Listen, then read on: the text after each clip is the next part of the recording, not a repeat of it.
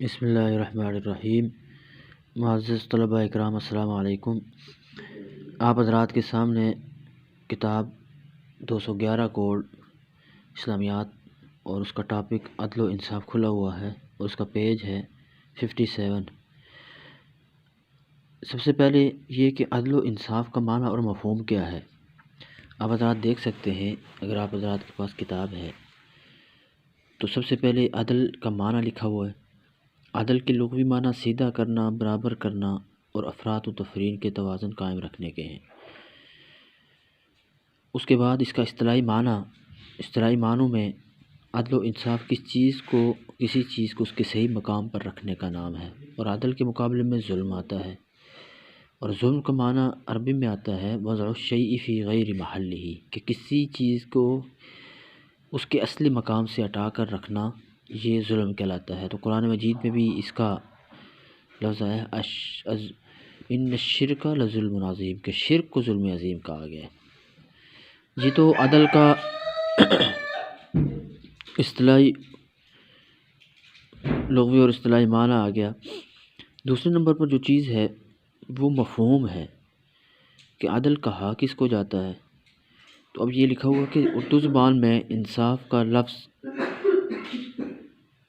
عدل کے معنوں میں استعمال کیا جاتا ہے، جس کے مطلب برابر کی تقسیم ہے۔ اگرچہ انصاف کا لفظ عدل کا مفہوم پوری طرح ادا نہیں کرتا، لیکن انصاف بھی عدل ہی کے معنوں میں استعمال ہوا ہے، کہ انصاف کے عدل کو صحیح طریقے سے تقسیم کرنا، یہ انصاف کہلاتا ہے۔ تو عدل کا مفہوم یہ ہے کہ اللہ تعالیٰ کے عائد کردہ تمام حقوق و فرائض میں توازن اور تناسب، اعتدال قائم رکھنا، اور اس کا تقاضا یہ ہے ہر شخص کے اخلاقی اور قانونی، معاشی، معاشرتی، سیاسی، تمدن حقوق پوری طرح ادا کیے جائیں۔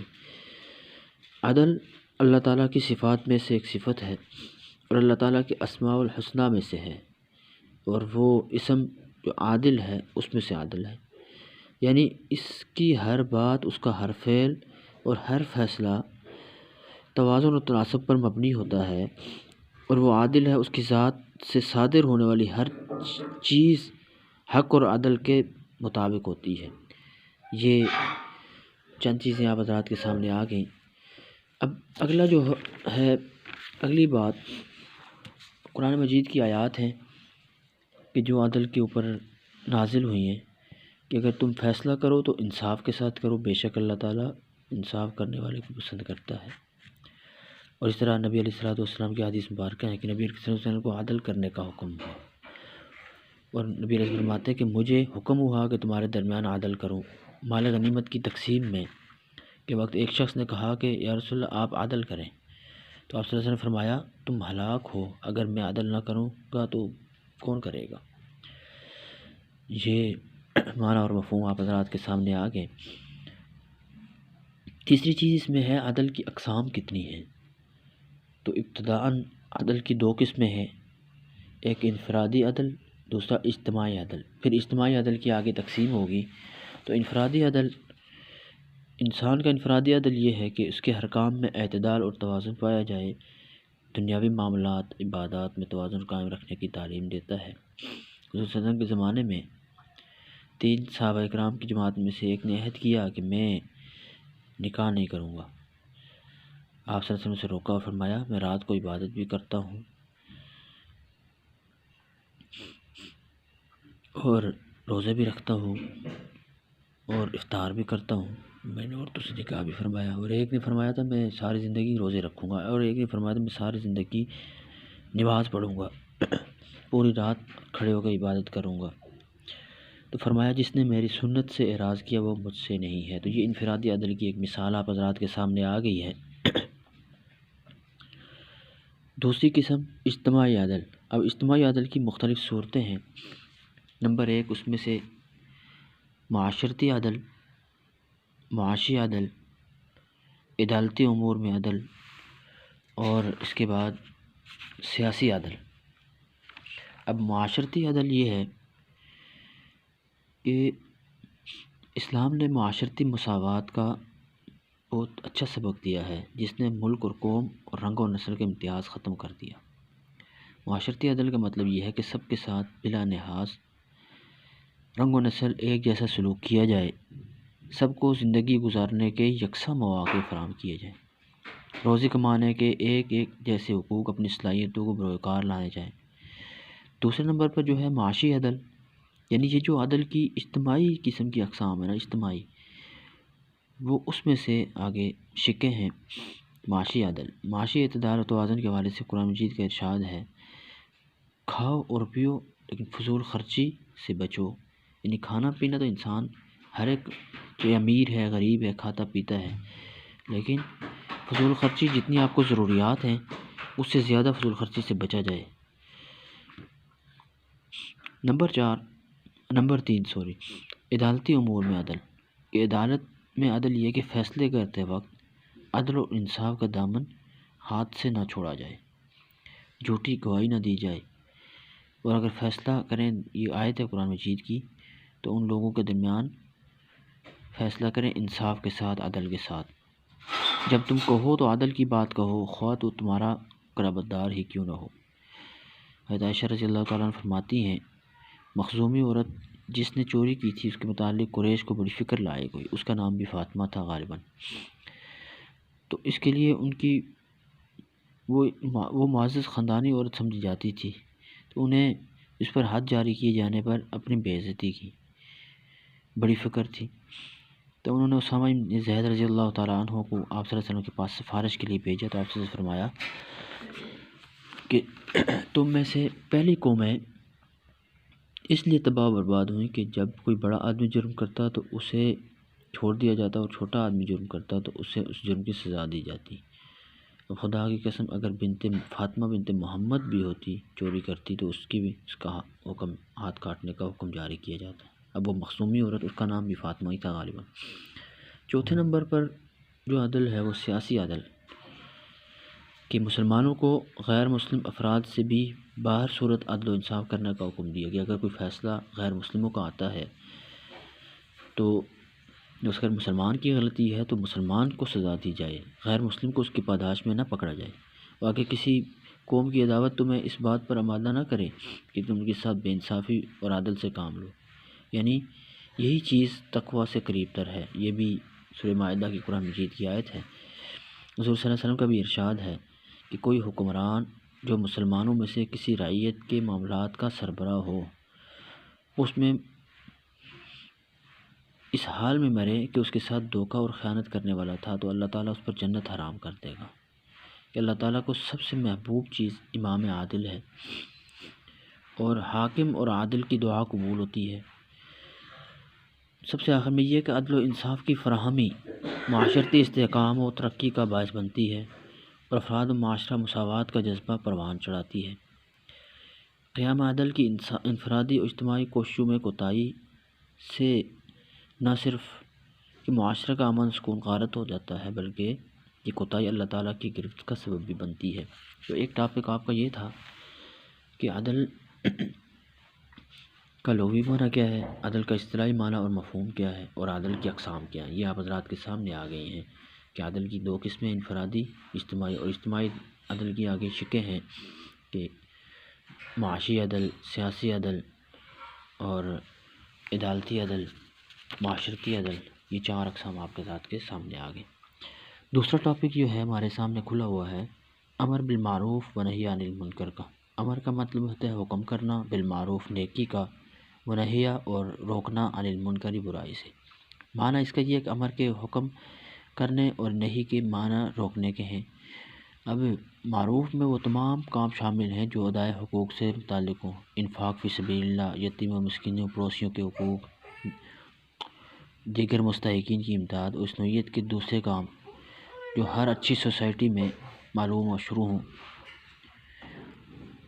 جن کا اہتمام ہر وہ شخص کرتا ہے جو اللہ تعالیٰ کا شکر گزار بندہ ہے۔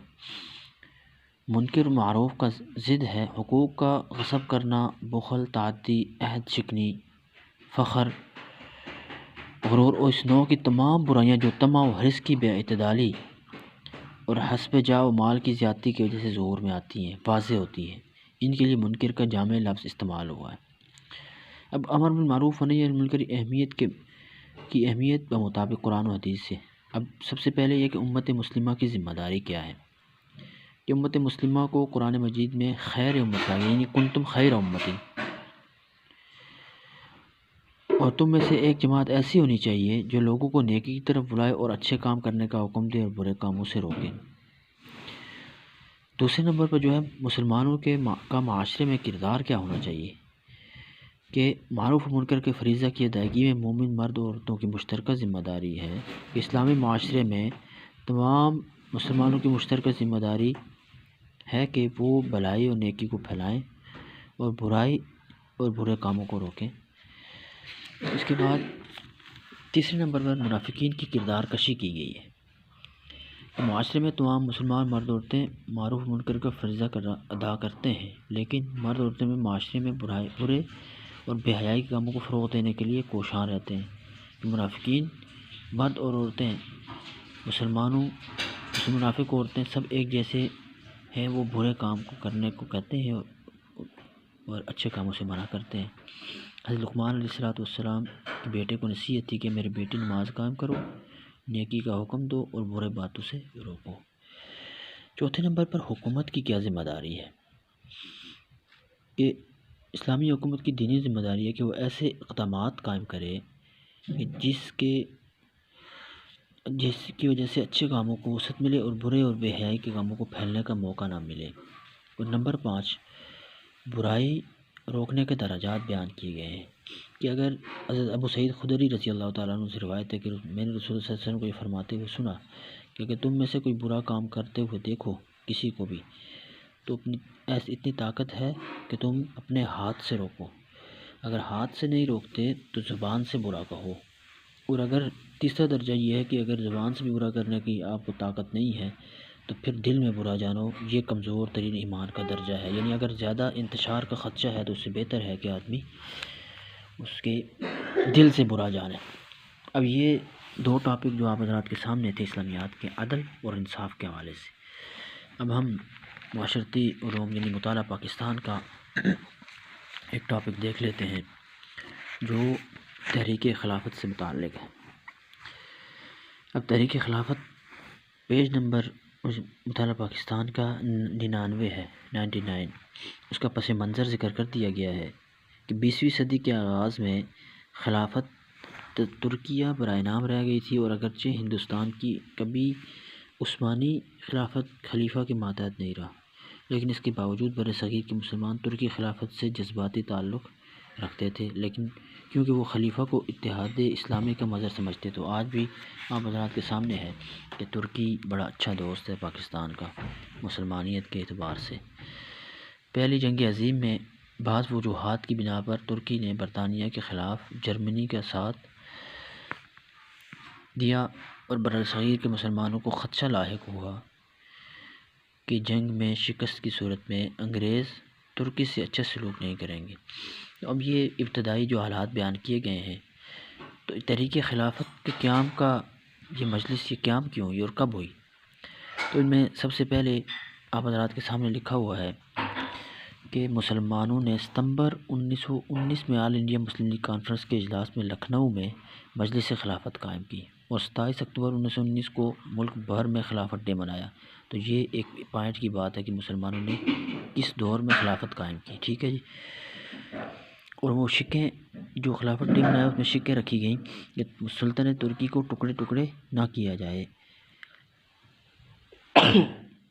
نمبر 2، مقامات مقدسہ کو ترکی کی تحویل میں رہنے دیا جائے۔ نمبر 3، عثمانی خلافت کو برقرار رکھا جائے۔ اب ہندو مسلم اتحاد، ہندو پہلے ہی مسلمانوں کے دل دادا نہیں تھے، مسلمانوں کے ساتھ اڑتے تھے اور وہ انگریزوں کے ساتھ ساز باز کر کے مسلمانوں کے ساتھ سازشیں کرتے تھے۔ تو تحریک خلافت کا خاتمہ کیسے ہوا؟ اب کہتے ہیں کہ کب ہوا؟ 5 فروری 1922 کو ایک مشتعل ہجوم نے یو پی کے ایک گاؤں میں ایک تھانے کو آگ لگا دی، جس کی وجہ سے 22 سپاہی جل مرے۔ اس پر گاندھی نے یہ کہا کہ چونکہ یہ تحریک عدم تشدد پر کاربند نہیں رہی، اس لیے اسے ختم کرنے کا اعلان کیا تھا۔ اس کے باوجود مسلمان اپنے موقف پر ڈٹے رہے، لیکن مارچ 1924 میں مصطفیٰ کمال پاشا نے خلافت کے خاتمے کا اعلان کر دیا۔ اس کی وجہ سے ہندوستان میں تحریک خلافت بے مقصد ہو کر رہ گئی۔ اب تحریک خلافت کے نتائج اور اثرات کیا تھے؟ نمبر 1 پوائنٹ آپ کے سامنے ہے، سیاسی شعور کی بیداری، پرجوش قیادت۔ نمبر 3 ہندو مسلم اتحاد کا خاتمہ، اور نمبر 4 علماء اور طلباء کا سیاسی کردار۔ یہ مختلف پوائنٹ ہیں۔ اگر آپ کے سامنے اس طرح کا پیپر میں کوئی بات آ جاتی ہے تو آپ ان پوائنٹس کا ایک کا تفصیل سے لکھ کر باقیوں کے آپ نے ہیڈنگ دے کر نام لکھ لینے ہیں کہ یہ چیزیں تحریک خلافت کے اثرات اور نتائج میں۔ اور اسی کی طرح آگے گاندھی کی قیادت کا مسئلہ ہے، مسلمانوں کی مایوسی اور داخلی مسائل کی طرف توجہ۔ نمبر 8 جو تھا کانگریس اور جمعیت علماء ہند میں تعاون۔ اب تحریک خلافت کی ناکامی کے اسباب کیا تھے؟ کیونکہ تحریک خلافت جب ختم ہو گئی تھی اس میں یہ تھا کہ عارضی اتحاد، سب سے پہلے کہ تحریک خلافت کی بنیاد ہندو مسلم اتحاد پر رکھی گئی تھی، تو یہ ہندو پہلے بھی مسلمانوں کے بالکل حق میں نہیں تھے۔ دوسرے نمبر پر ہندو مسلم مقاصد میں فرق۔ نمبر 3 مسلم اتحاد۔ نمبر 4 گاندھی کی عیاری، تو گاندھی نے عیاری کی، گاندھی جان بوجھ کر تحریکیں ایسے حالات ختم کر کی کہ جس کے جب کہ مسلمان کے تمام لیڈر جیل میں تھے، مسلمان کی عادت کی عدم موجودگی کی وجہ سے بے منزل راہی کی طرح ہو گئے۔ اس طرح مسلمان نہ صرف بددل ہوئے بلکہ اپنے قائدین پر ان کا اعتماد متزلزل رہا، اور مولانا محمد علی جوہر کی شہرت کو نقصان پہنچا کہ مسلمان جیل میں ہے، لیڈر جیل میں ہے، اب قیادت کچھ بھی نہیں ہے، تو مسلمان ادھر ادھر ہو گئے۔ خلافت کا خاتمہ۔ تحریک خلافت کی ناکامی کا سب سے بڑا سبب خود منصب خلافت کا خاتمہ ہے کہ ترکی کے رہنما مصطفیٰ کمال اتاترک نے منصب خلافت کے خاتمے کے اعلان کر کے مسلمانوں کے زخموں پر نمک پاشی کی اور ان میں مایوسی کی لہر دوڑ گئی، جس کی وجہ سے تحریک خلافت خود بخود دم توڑ گئی۔ تو یہ ایک ٹاپک آپ کا مطالعہ پاکستان کا آپ کے تحریک خلافت کا آگے اور مختلف پوائنٹس آگے، جس میں آپ حضرات نے اس کی تیاری کرنی ہے۔ اور لاسٹ میں جو میں نے آپ کو بتائے تھے مختصر سوالات نشان لگوائے تھے کہ ان ٹاپک کا آپ نے مختصر سوالات ڈھونڈنے ہیں اور اس کے اسائنمنٹ بنا کے آپ حضرات نے مجھے واٹس ایپ کر دینی ہے۔ اللہ پاک سب کا حامی و ناصر ہو۔ السلام علیکم ورحمۃ اللہ وبرکاتہ۔